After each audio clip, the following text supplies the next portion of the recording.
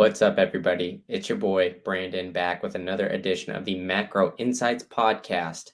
But first, before we get started, a little disclaimer. I am not a financial advisor, and the guest is not giving financial advice. So everything you hear on this podcast is strictly opinion and should not be taken as financial advice.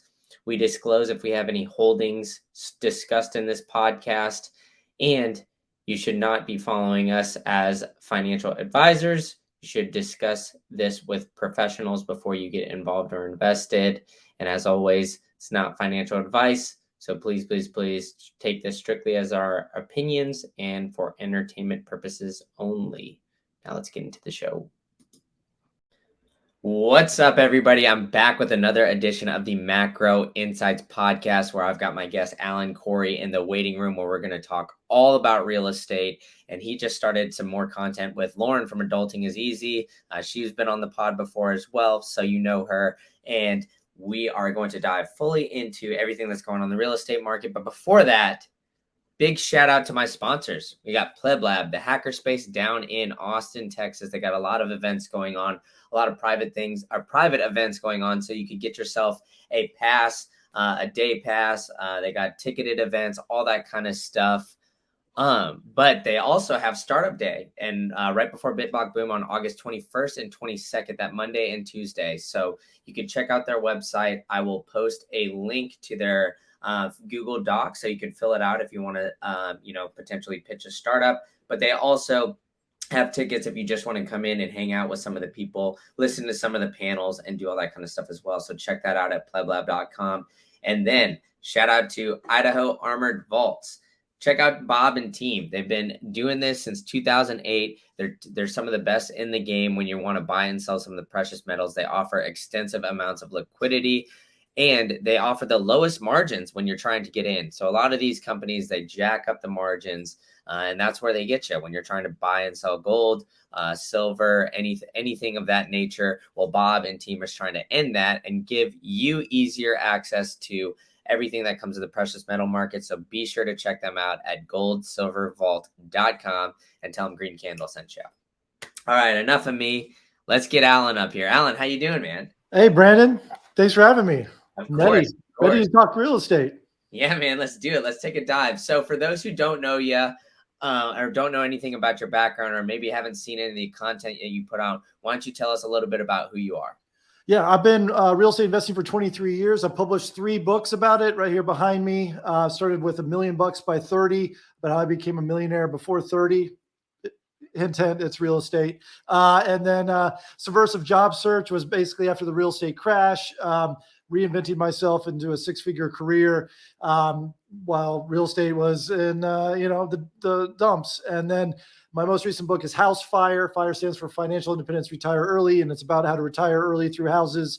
And my approach is I take every bill in my life, and then I buy a house that will cash flow to pay that bill.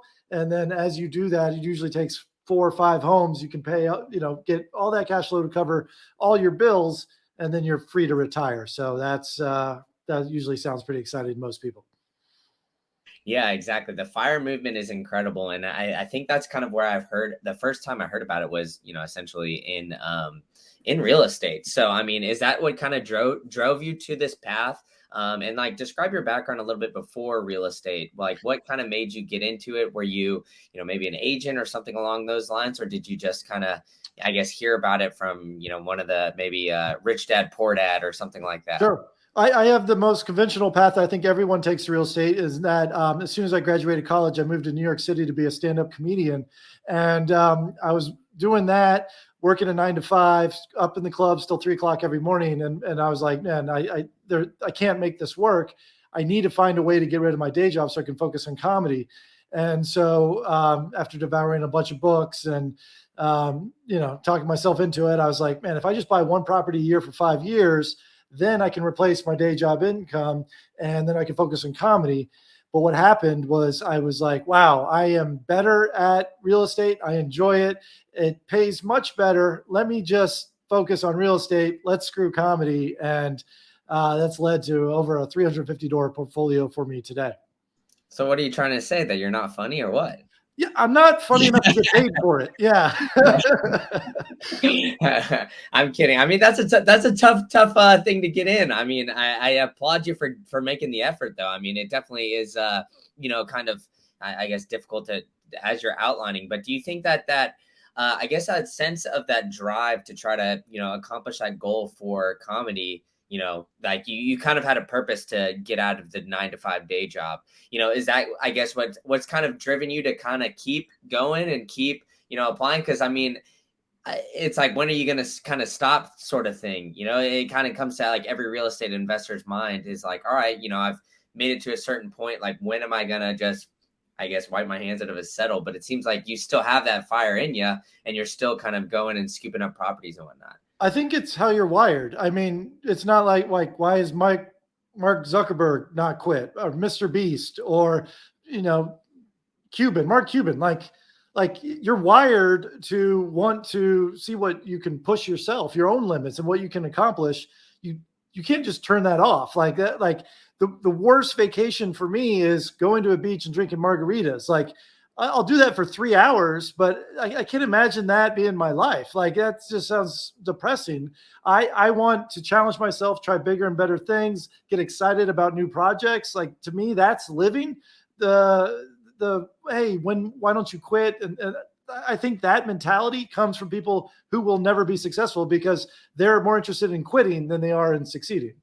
I love that answer, man. I love that. But all right, now let's take a dive into real estate, like, in itself. So you kind of just touched a little bit on your portfolio. So, but we talked about it a little bit on pre-show. You seem to have long-term, a little bit of short-term, and then you're getting more into apartment buildings. So, I guess just kind of describe a little bit of your portfolio, like kind of your goals for it.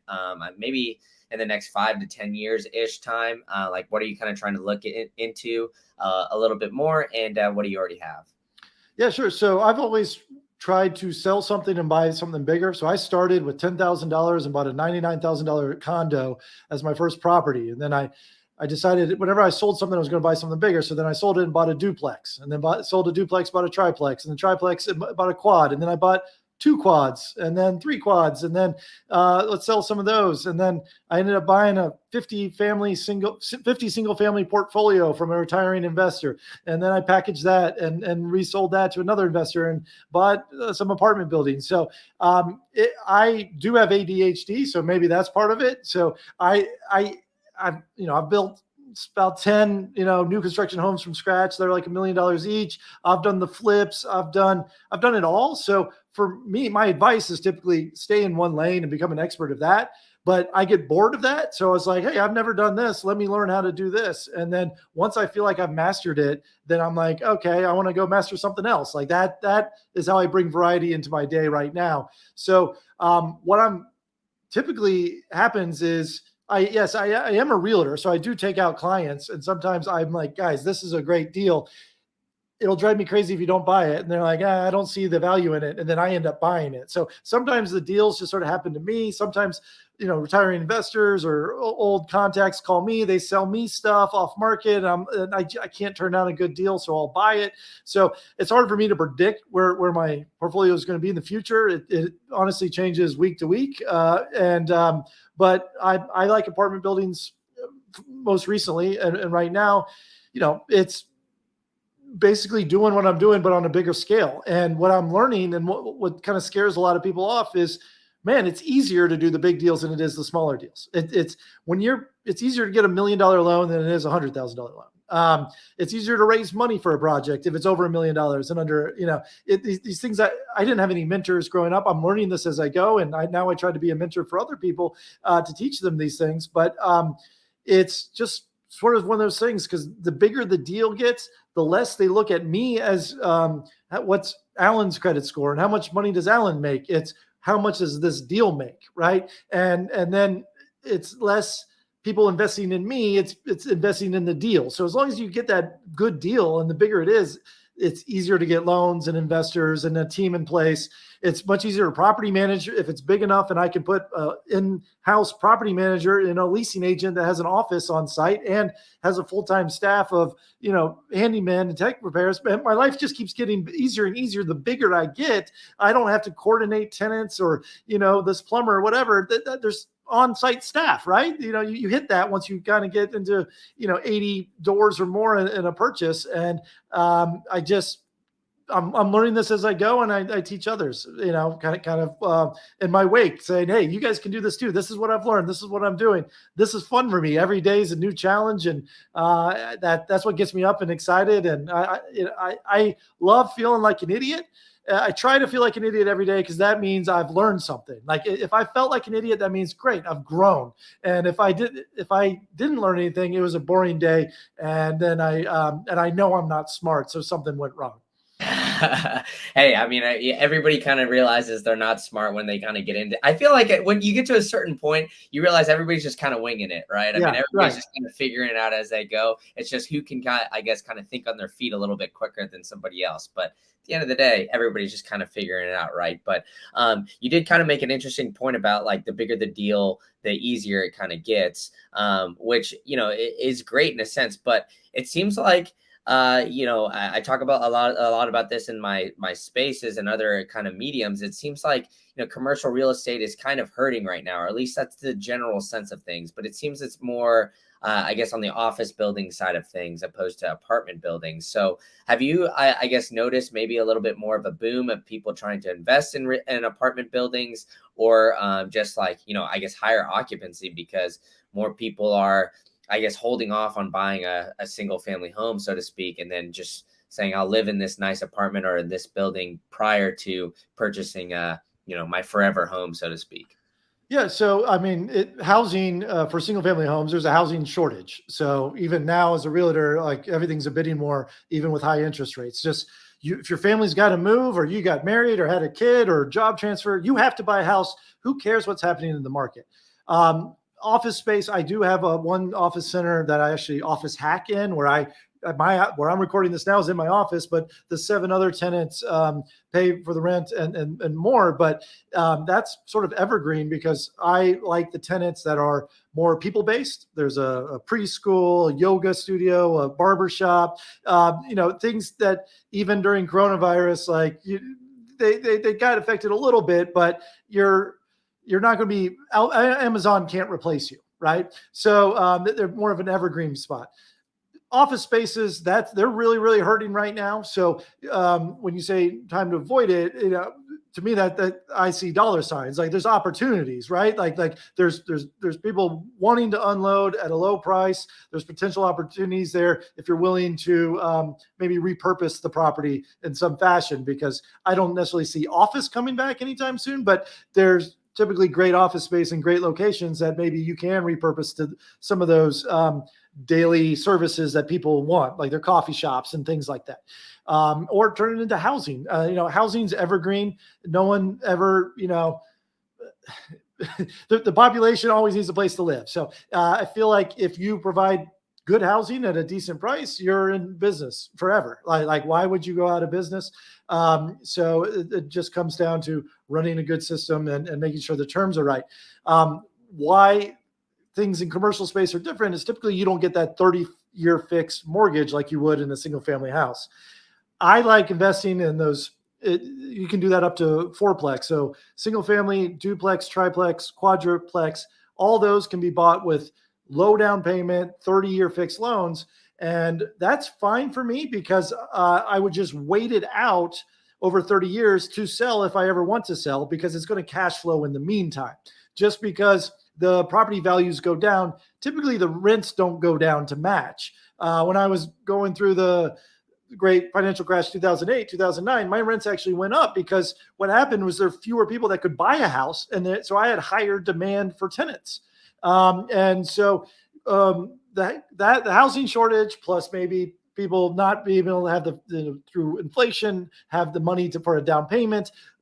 we're creating an entire generation, not me, but like America, they are creating an entire generation of renters, and it's going to get harder and harder for them to get out of being a renter and becoming a homeowner, because now you have all these investors in the single family space as well. So I'm evergreen buy, and buying something that's residential living, whether it's an apartment, single family, quad, whatever, buy it ASAP, because it's just going to get harder and harder to buy, because once it gets into an investor's hands, it's going to stay in an investor's hand. They're just going to sell it to another investor. They're going to package it together and sell it to another investor. So get on that property ladder and just wait it out and hold. And I think you'll be sitting pretty.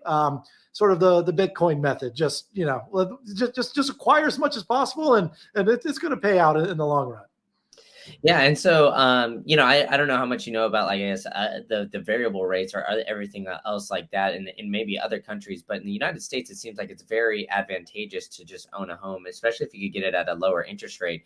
But, you brought up the low inventory. And it seems like I can't remember the exact number. I brought this up so many times. I should know the exact percentage wise, but I believe it's like 60 or 70% of all mortgages right now are at 3% interest rate or less. So, do you think, like, I mean, as a realtor, kind of out there, kind of talking to people, do you think people are, I guess, less inclined to sell their home because they have it at a lower interest rate and they're kind of worried, and, they're thinking about maybe trying to time the housing market or something along those lines? Yeah, no, it's definitely happening. People are choosing to stay in their home because of their interest rate, or they have to move, but they want to keep their house. And now they're becoming first generation real estate investors, which is who I coach over at housemoneymedia.com, a company I started with some other real estate investors to teach these first generation real estate investors.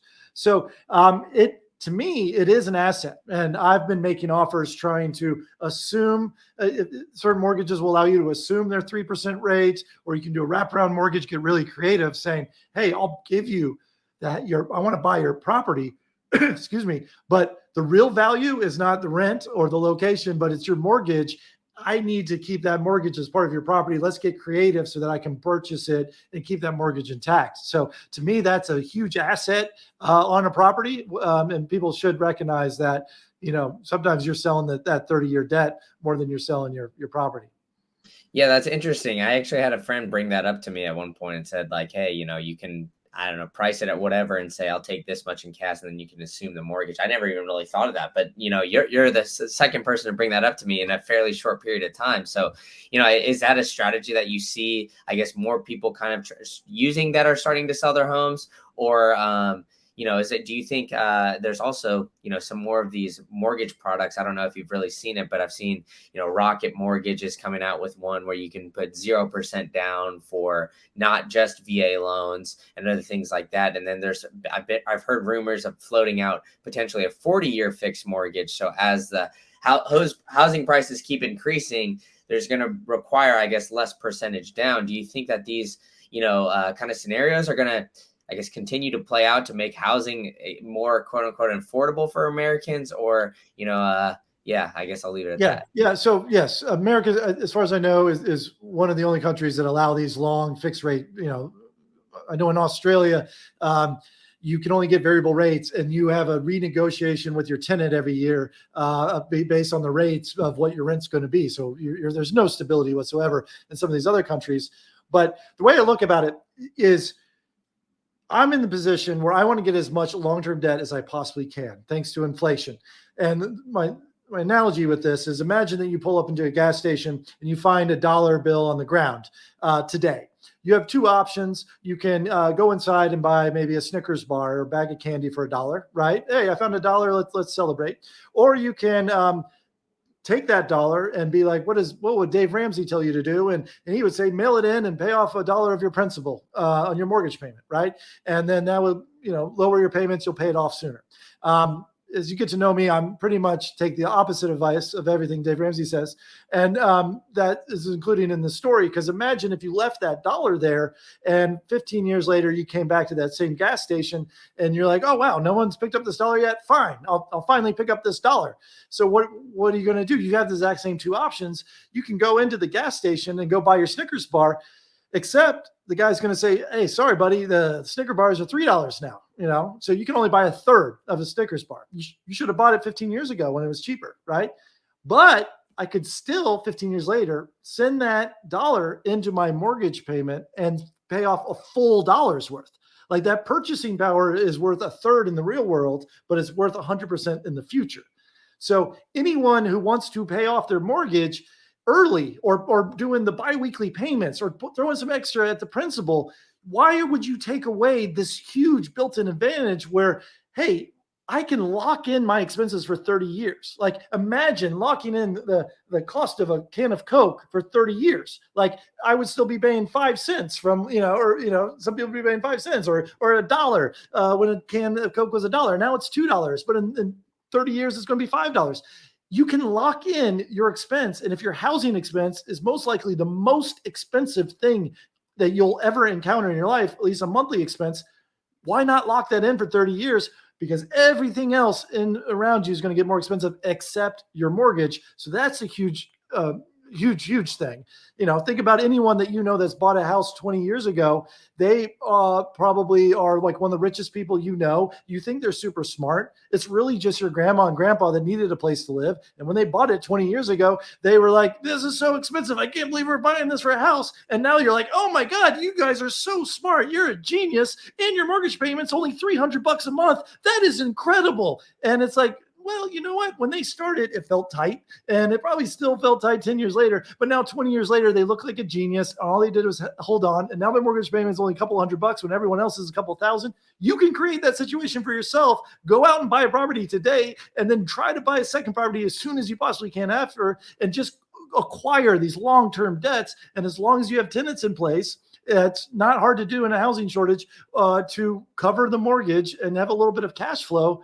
You're going to be sitting really pretty and create a really nice retirement for yourself.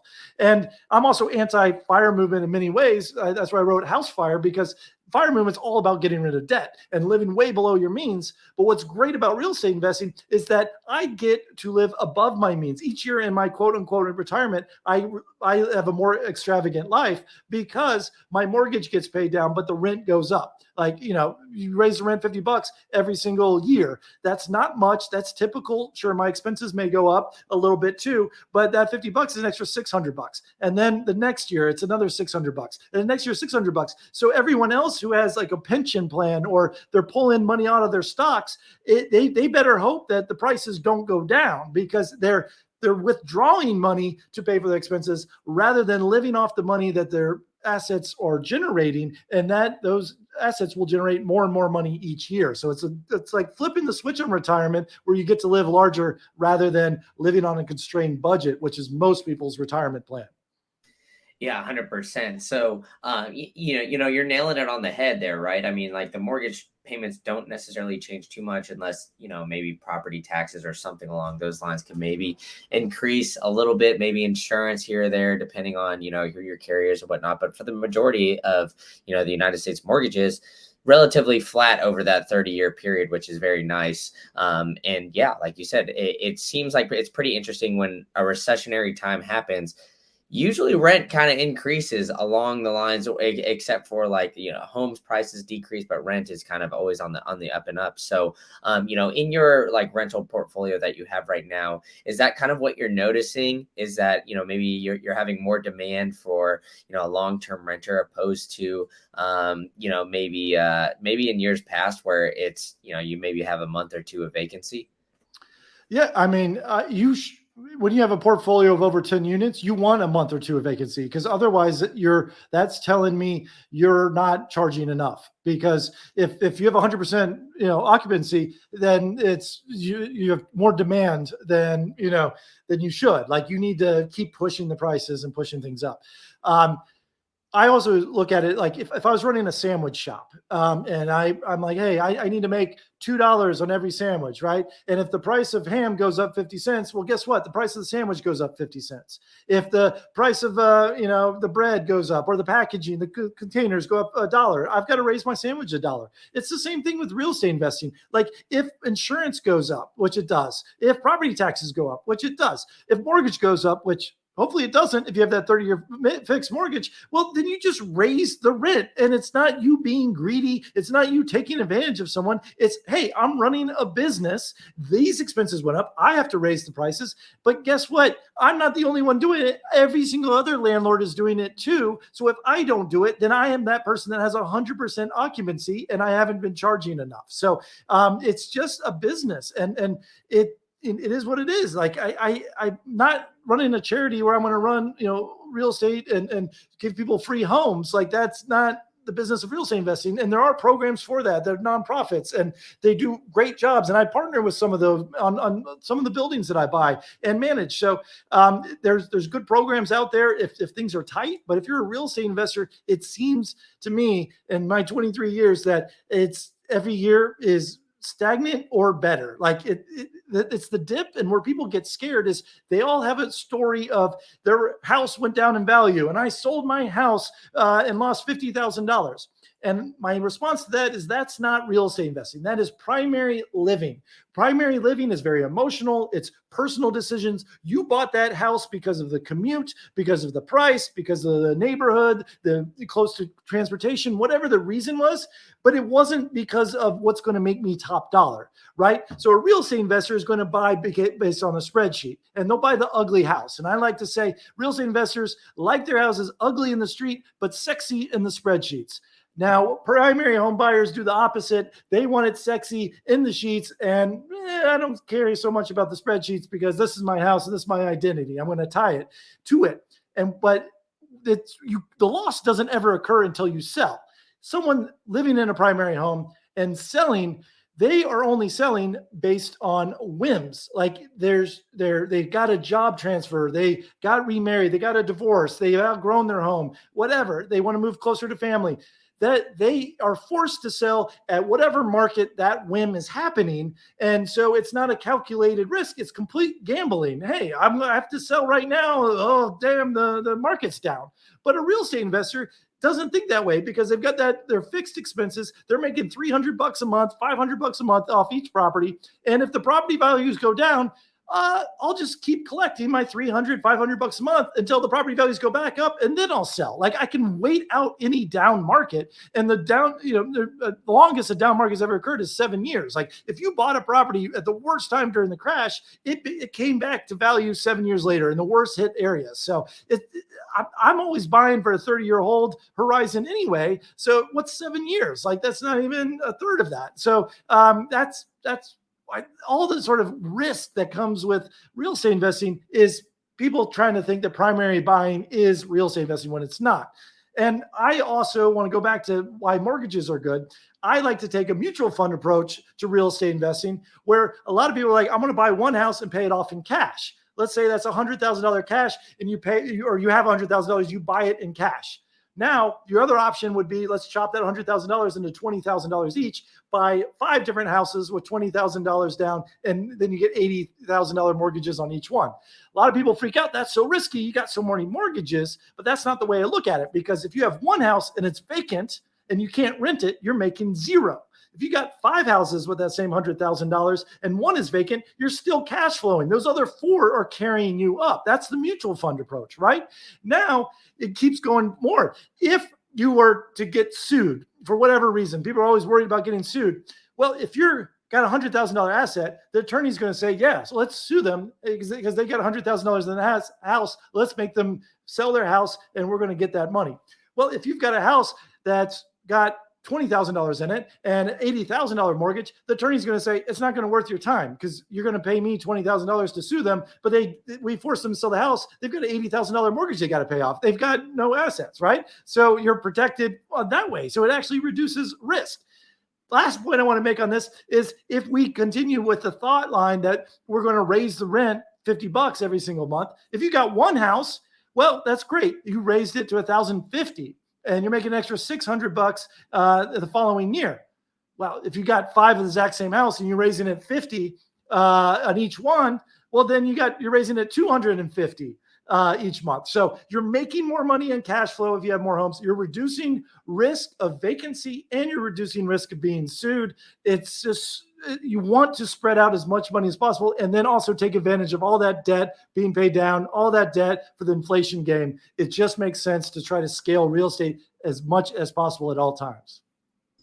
Yeah, that's a great point, and I really like that. So, you kind of talked about, I guess, just like holding it for long term and whatnot. But I kind of want to get into the differences between like a long term renter and short term, because it seems like newer investors, when they first kind of come in, they like Airbnb sounds sexy, right? I mean, everybody hears like, oh, whatever. If you have an Airbnb, you charge astronomical amounts or a lot more money. You're able to make a lot more money. Maybe there's a little bit more work here or there, but that's where the money is being made. Maybe the $50 a month or the $100 or $200 a month, even, that you can make on a long-term renter, doesn't sound as appealing as maybe like, potentially $1,000 or whatever it is at Airbnb. So for somebody who's kind of just starting out or maybe has like a house or two, do you, I guess, especially in the kind of times that we're in where it's kind of like a shaky economic time, like how are you, I guess, like kind of teaching newer real estate investors to get in that bring up Airbnb or bring up some of these maybe short-term rental platforms? Yeah, no, short-term rentals are definitely a gateway for new investors because it's sexy, right? Oh, I bought a vacation home. I've got the second home. Look how pretty it is. You can look at the pretty pictures, right? And it's okay. That's fine. I get it. And you make more money in short-term rentals. It's just more headache. And that's everything with real estate investing. The more headache you're willing to put up, the more money you're going to make. Low income Section 8 tenants, that's where the most money is. That's where the most headaches are. Investing in A-class properties in luxury neighborhoods, that is the lowest headache, but it's also the lowest amount of money you're going to make. So it's where you want to be on the spectrum. I tell everyone, if you're going to buy a short-term rental, make sure that if you want to pivot in the future to a long-term rental, that you run the numbers on it as a long-term rental before you buy so that you can pivot and still make money. That's important because a lot of people get burned out by that headache. The second thing is cities are changing their laws. You can't have short-term rentals anymore. And you don't want to be caught, off guard. So if you always are buying property and running the numbers, would this make as a long-term rental if I wanted to pivot in the future? Meaning, can I rent it to someone for a 1 year lease unfurnished? Will it still cover the mortgage and all the expenses and everything? The answer is typically, yeah, go ahead and buy it. Because you're running the numbers. In worst case scenario, you can pivot to a long-term rental. So that's what I do. And that's what I teach as well to, really protect yourself. I love options, and you can have multiple options. So buy the short-term rental. Hey, if that doesn't work, can I do it as a long-term rental? Can I do it as a mid-term rental, which is 30 days or more? Can I renovate it and sell it? Can I, add an extension and charge more for a short-term or long-term rental? Like, I'd like to have options. Options are your best friend in real estate investing because you can pivot and you can make moves and still make money. Like when I first got it started, everyone, I'm the dreamer in the relationship, right? My wife is the more level-brained one, and everyone in the relationship knows where they are. So when I first started real estate investing, I was like, here, Sadia, like, this is how we're going to make money, option A. If that doesn't work out, this is how we're going to make money, option B. And if that doesn't work out, this is how we're going to make money, option C. And then finally she's like, oh, wow, you really thought about this. And I was like, yeah, this is all I think about. And now you can kind of see how my brain works and then why it feels like it's a low risk. And then that was like, okay, we'll try it. And it worked out. And then I did it the second time and then the third time. And then she's got the point like, Alan, you don't have to show me these things. I know you know what you're doing, but it's just really, I'm doing it to create these safety nets for myself over and over again, and being able to pivot if I ever need to, based on the economy and coronavirus and things like that. That you really need to be able to have multiple ways to make money with your properties. Yeah, and I appreciate that sentiment too of just like, hey, just do the numbers for the short-term rental, make sure that, or the long-term rentals, make sure that works before pivoting into short-term, because you never know, especially with like Airbnb's algorithm, all these different kind of factors, right? HOA too, like all these other kind of things, laws in cities you brought up that could potentially change. So I know that it sounds like, more sexy and appealing, but especially, with the sentiment around Airbnb, I feel like if you don't have like one that has, some sort of appeal to it, whether it's some artsy thing, some sort of theme or whatever. Like if that's not maybe your forte, it's going to be a little bit tough to get in and kind of, keep up with that headache. And then you're not going to be willing to deal with that headache for as long period of time. And it's not going to be as worth it to you. So, I definitely agree with that sentiment. But, on the topic of Airbnbs, do you see this kind of industry continuing to grow as we get over time? Or do you think like, maybe hotels are going to make a little bit more of a resurgence just because we had maybe a lot of newer real estate investors get into Airbnb around the 2020 time with the lower interest rates. And, maybe they didn't have as good of a quality, maybe users didn't have as good of a quality experience in Airbnb as prior times. So, I'll leave it at that. I think it all comes down to your guest experience because that is your customer. If I am getting hotel-like service from a house, I would prefer to have a house. I like to be connected to a community and walkability and not feel like I'm in a hotel. I feel like the big operators, the ones that are property managing short-term rentals, and they've got hundreds of units and they've got a brand and they've got their own towels and everything. They're basically running a hotel through Airbnb, right? So if you are going to be a mom and pop operator, just know your bar has to be that or above because they have economies of scale. They can buy all their mints at discount. They have a staff at a discount, right? So you have to match them or be above. Or the alternative is you've got to really be cheap and drop your price. But ultimately, the short-term rental business, it's an online rental rating business. You're as good as your 5-star reviews. So that's the headache I come into is because on mine, if the HVAC breaks and it's 4th of July weekend, well, guess what? It might have trouble getting an HVAC guy out there, and I'm going to get a 1-star review unless I give him the whole weekend for free. With a long-term tenant, they understand, and they're like, okay, the guy can't come next week. Okay, that sucks. All right, well, here's some fans in the meantime, right? And okay, whatever. It happens. So if that's the headache, but more reward if you can pull it off. And just know that it's a lot of people also buy that short-term rental or a vacation home because they want to use it. And they're like, oh, we go to the beach every summer. Well, it'd be great if we can have it. And then it's when we're not there, we rent it out. Now, the weeks that you want to use that are probably the weeks you're going to make the most amount of money. Just be aware of that. Like you want to go over Christmas break to the skiing lodge that you bought, right? Well, so does everyone in the world, which is why you can charge top dollar for that. So just be careful when you run your numbers that you're not going to eat up the most productive weeks. And then on the flip side of that, that means you're going to go in the weeks when it's vacant. And when is it going to be vacant? When no one wants to go because it's terrible weather or whatever. It's not the season that for that short-term rental. And so you're always visiting it yourself in the off season. So I like to also recommend buy short-term rentals that you don't want to use. Sure, it may happen, but that should not be one of the primary drivers of you buying a short-term rental or second home, vacation home sort of situation.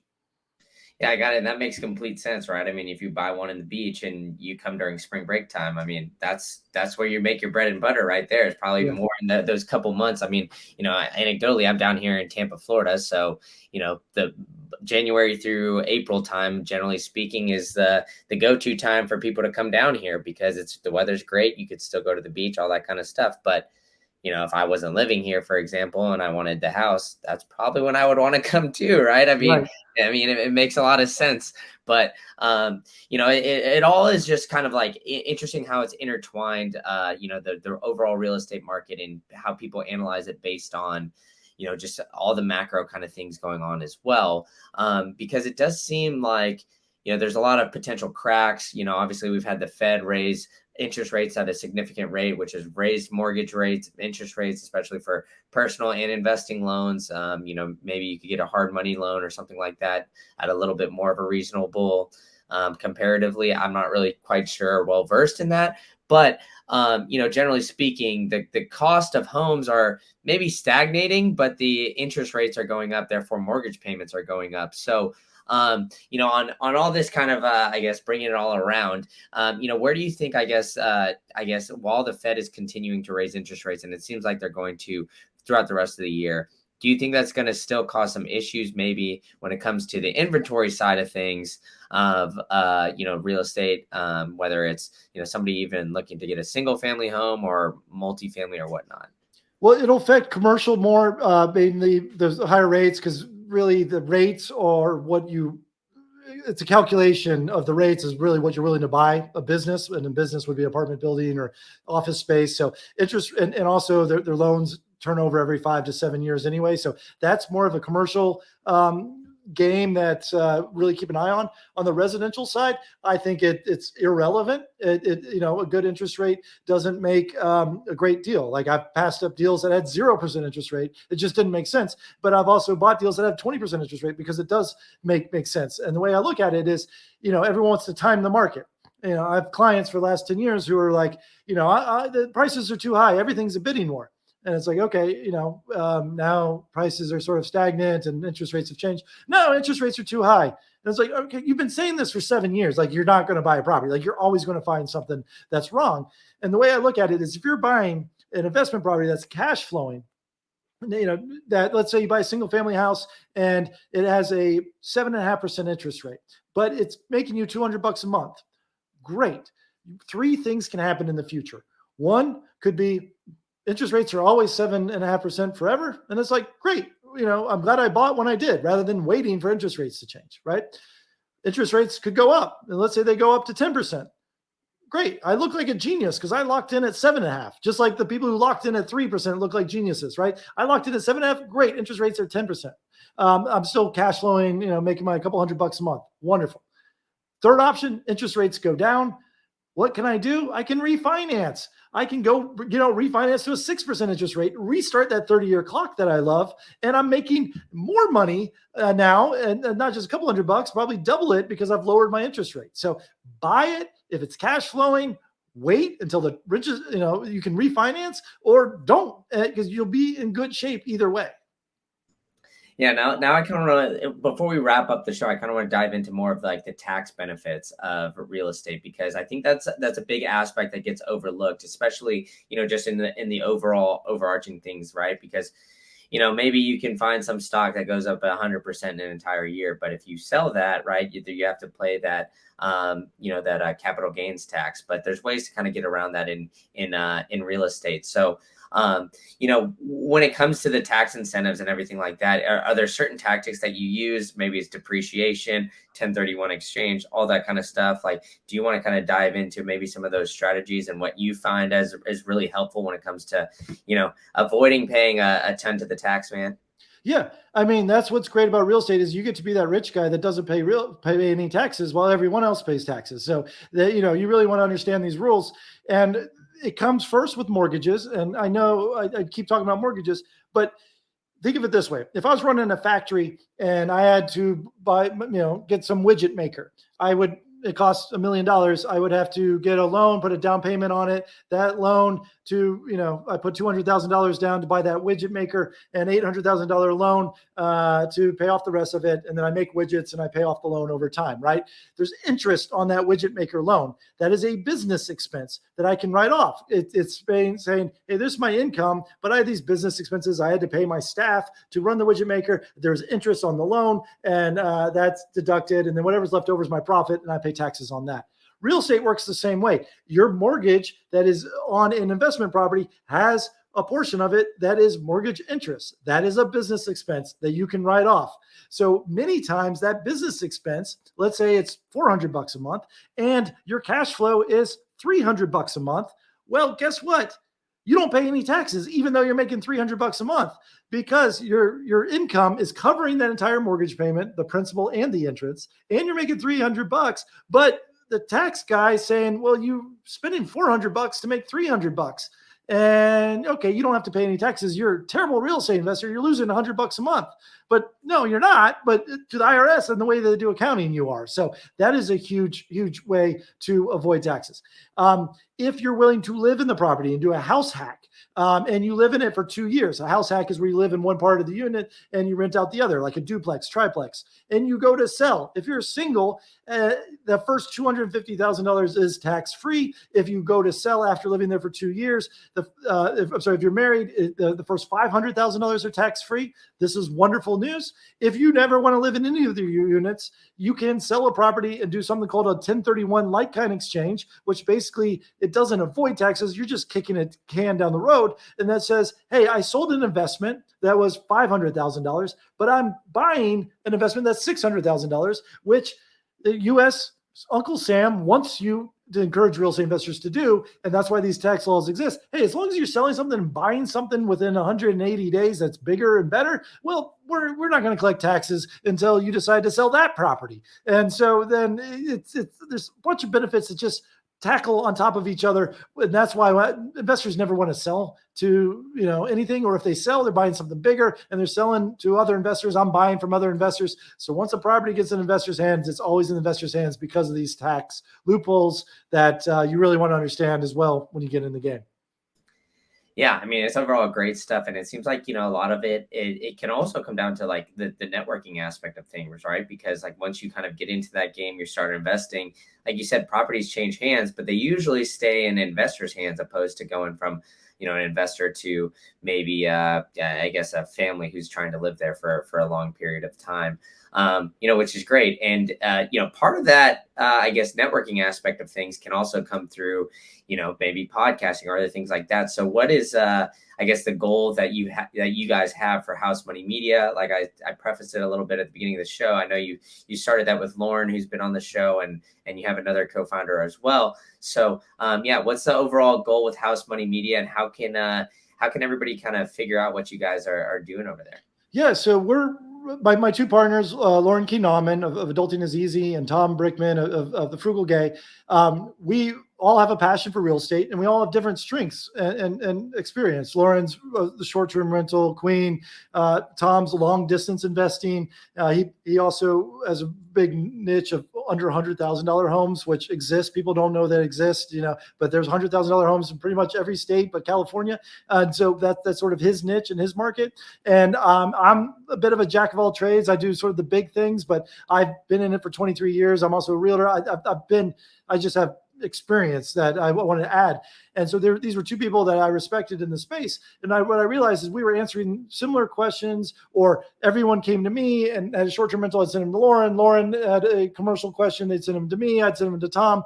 And I said, why don't we put all of our energy and efforts into forming a company? And that is what we've done. The three of us have come together, House Money Media, and we have a weekly blog, a weekly podcast, very active social media presence on Twitter, where we try to educate and launch first-generation real estate investors, because we are all first-generation real estate investors. All the rich people I know, people who are in this game and have more money than me in real estate, they all came from a real estate family. And I didn't have that privilege. And I'm learning as I go. That's why I want to feel like an idiot every day. And same with Tom and Lauren. Hey, we're all growing and learning. Why don't we be that rich family connection, that knowledge base for first-generation investors that we all wish that we had? And that's why we teach courses and do podcasts over at House Money Media every single week, because we love to give back, and it's fun for us to see other people, live their dreams like we figured out on our own how to live our dreams. It'll be a shortcut, if you will, to success is the idea. Yeah, that's awesome stuff. So, on that, how else can they find you? I know you got your Twitter handle there, but why don't you say it for those who listen on audio? And how can they find the House Money Media and y'all's podcast? Where is it all located at? Yeah, sure. So my handle's Real Estate Maxi, because I'm a real estate maximalist. If you haven't picked up on that, everything I do is real estate related. I'm definitely a real estate maximalist. I did take that term from the crypto community. You can find me on everywhere at Real Estate Maxi, MAXI. And House Money Media, it's at House Money Media on social media, housemoneymedia.com. And the podcast is Real Estate Investing with House Money Media. So I think any sort of Google search of Real Estate Maxi or House Money Media, you'll connect with me, and you'll know quickly that I don't shut up about real estate, which is why I have to do podcasts and write about it and go on other people's podcasts. It's it's an addiction of mine. Yeah, but that's awesome stuff. Hey, there's worse things to be addicted to than making money, right, man? There you go. Yeah, exactly. All right, Alan. Well, I really appreciate you coming on and taking us a dive into everything that kind of encompasses real estate. So everybody should check out House Money Media. Have you guys started your podcast already and like already launched it, or Just launched it? So yeah, we're getting our sea legs right now, but yeah, we're episode 3 launches this week. Okay, awesome stuff. Yeah, we're recording this on Monday before the episode comes out. So episode 3 will probably be released by the time we come out. So you guys should go ahead and check that out. And yeah, Alan, thanks so much for coming on, man. Brandon, my pleasure. Happy to do this. And thanks for doing what you do. I learned a lot as well. Awesome stuff. Thanks, man.